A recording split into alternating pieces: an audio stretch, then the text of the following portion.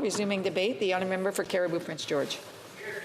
Thank you, Madam Speaker. It's an honour to rise today and speak on Bill C-64. Boy, we've heard some doozies over the last day, haven't we? And of course, it's a budget day today, so we'll hear some more doozies of the billions upon billions of dollars that will be spent and heaped on the backs of taxpayers. And Madam Speaker, it is an honour to stand today and speak on Bill C-64. One of the reasons why it is such a great honour is I get a chance to split my time with the newly minted Conservative member from Durham, who will be taking this time. And finally, Madam Speaker, we have a true blue Conservative in Durham, and I can't wait to hear his speech. I believe it might be his maiden speech today. So he's a great member of Parliament. If anybody has not heard his story, it's a true testament that you can do anything that you want if you set your mind to it and you don't accept the barriers that life has placed before you.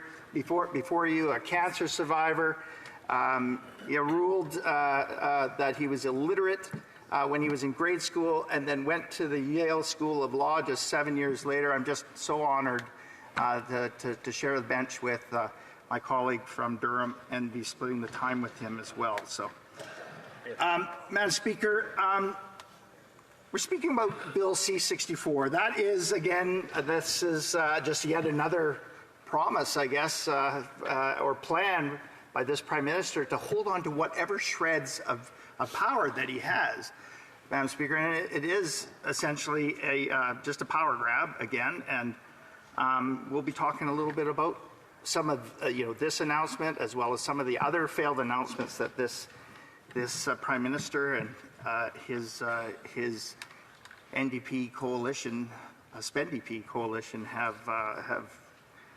undertaken in the last 5 years. Now, Speaker, I guess one of the biggest concerns that I have with this, and from the onset, I will say that, look, I believe that if a Canadian needs medication, that we should be doing everything in our power to make sure that they have access to the medications that they need. But this bill is not a Pharmacare bill. It is a plan or a promise to work towards a bigger Pharmacare system. Speaker, where did we hear that previously? It was that was their dental care plan that we saw earlier on. And what are we hearing now? That less than 10% of dentists across our country are signing up to it.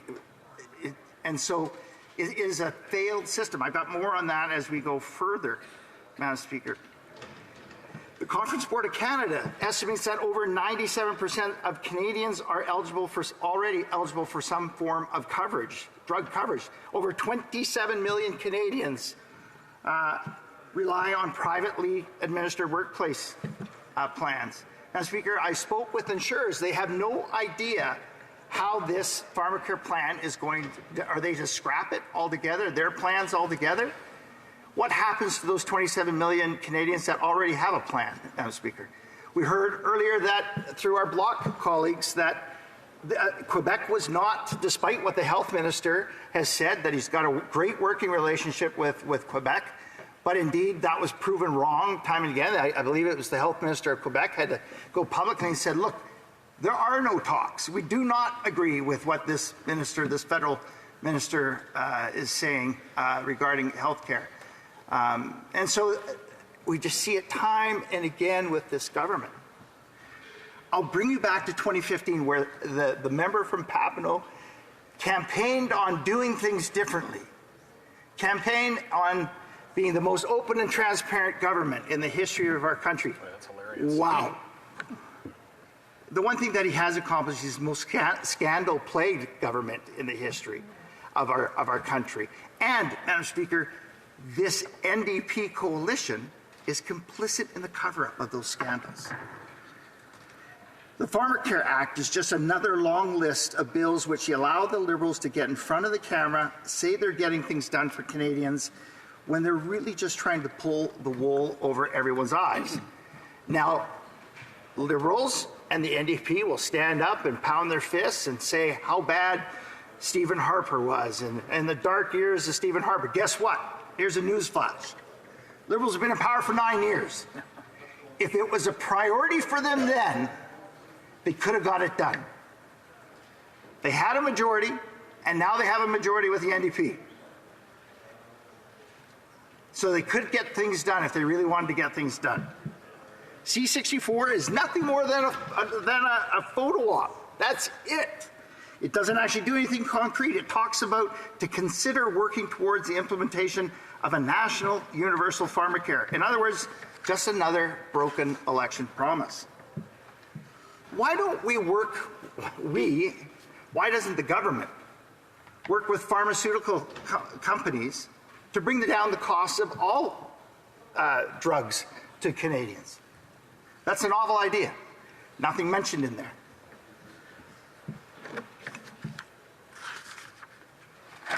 All we get is future promises, no plan.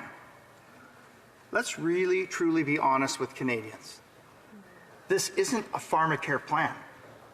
It's an empty promise that will not even come close to every medication that Canadians use. Madam Speaker, I spoke about the provinces. We heard that Nova Scotia has a bit of a plan. We heard that Quebec obviously has a plan that wasn't even consulted on how they do theirs. You know, Madam Speaker, my province, BC, has the Fair Pharmacare plan. As a matter of fact, we have 12 plans under that one plan for British Columbians to access that have troubles accessing medication.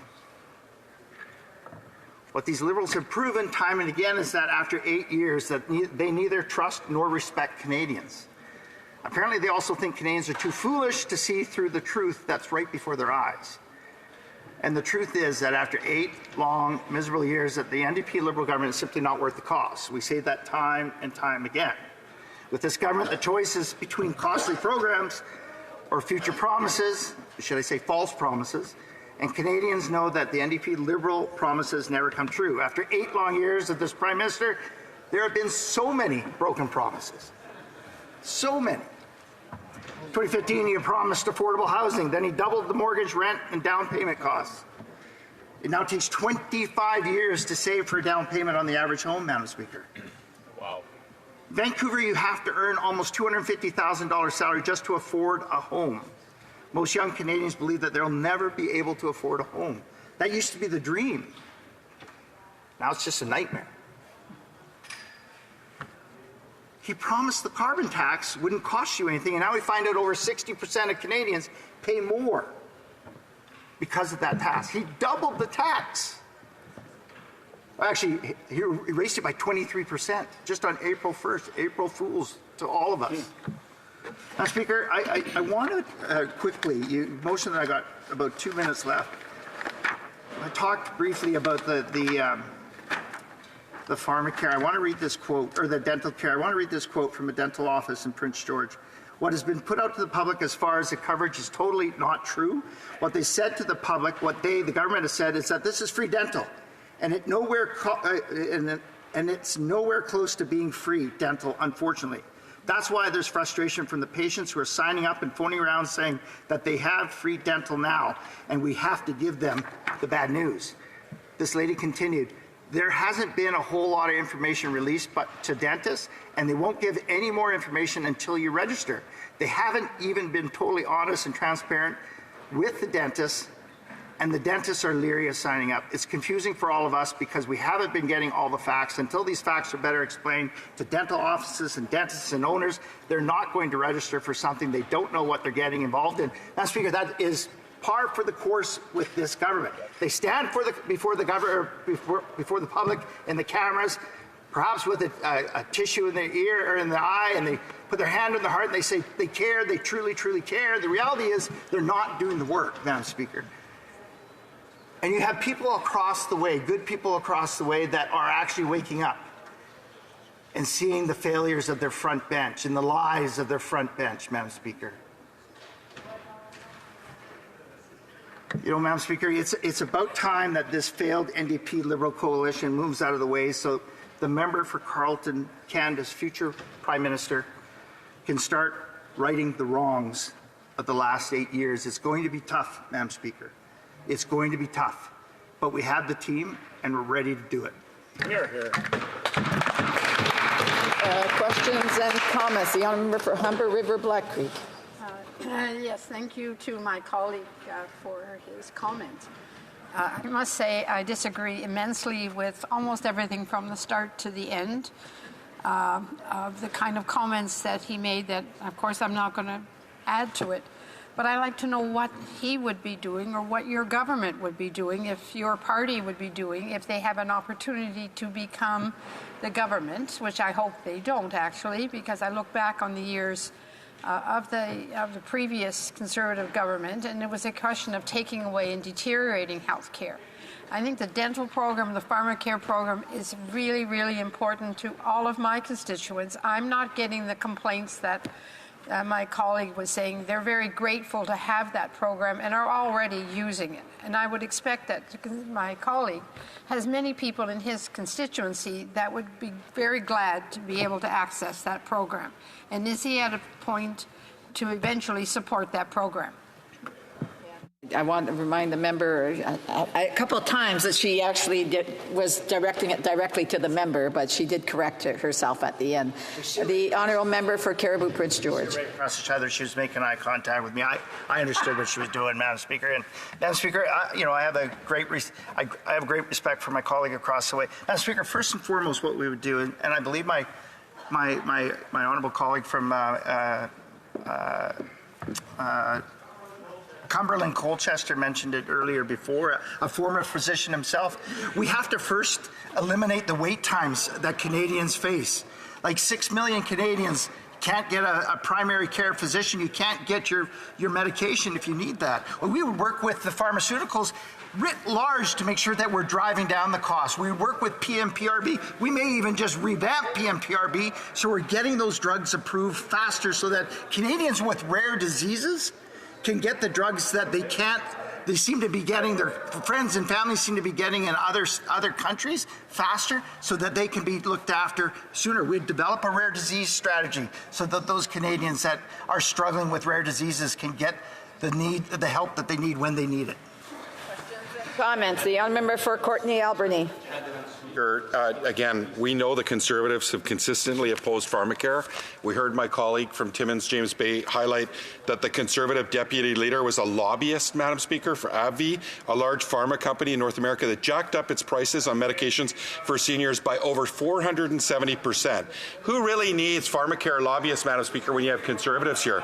So my question through you, Madam Speaker, to my colleague, and I want clarity because I heard him say and mislead this House that people in British Columbia are covered for insulin. That is not true, Madam Speaker. So through you, Madam Speaker, will my colleague, I'm going to give him another chance to clarify that insulin is not free in British Columbia. In fact, it is a huge cost to many British Columbians, especially working class British Columbians. And is he going to oppose those British Columbians that require insulin?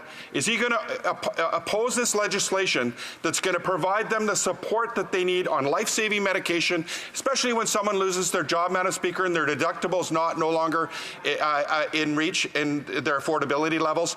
I'd like some clarification, Madam Speaker, from my colleague from Prince George. Thank you. I just want to remind the honourable member he might want to retract something that he said that the honourable member misled the House. He knows that he can't say indirectly what he can't say directly. He said it directly. Yeah. So the honourable member. Perfect. Okay.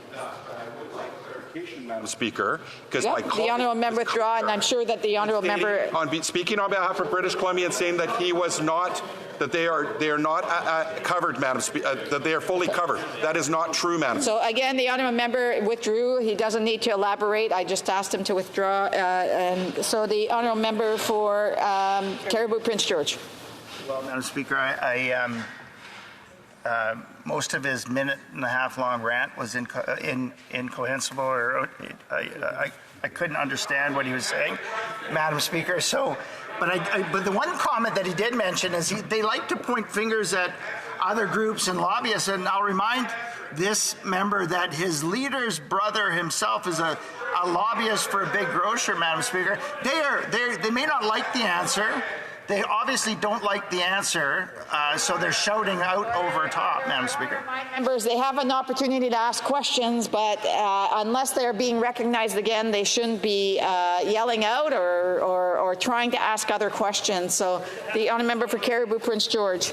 Madam Speaker, it's unfortunate that when we speak the truth here, they get up and they take offense to it because all that they want to be on the record is their misinformation, Madam Speaker. And they can say everything that they want about Conservatives, but when we fire back at them, they take offense to it, Madam Speaker. And I hope I didn't hurt his feelings by not answering it, but I'm sure that we'll speak offline and we'll hug it out afterwards, Madam Speaker. With that, I'll end it. I have a point of order. The honourable member for Timmins James Bay. We've seen a lot in this House, but since the member couldn't answer the question, he doesn't need to attack the emotion of my colleague. He doesn't need to hug him. He needs to tell the truth. It's a simple thing. This is a point of debate, not a point of order. Resuming debate.